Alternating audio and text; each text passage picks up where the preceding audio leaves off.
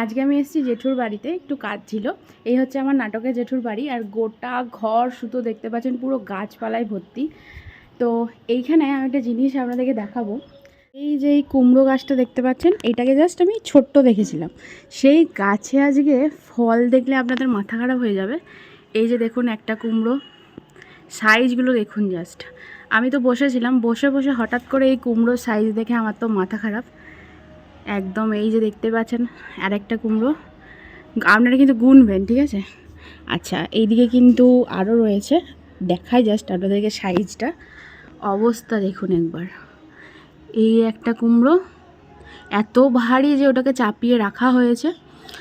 আর রয়েছে এই যে একদম, এই কিন্তু বড় হচ্ছে, এখনও রেডি হয়নি, তো এটাও অনেক বড় হবে, দেখাই আপনাদের। উফ, দারুণ!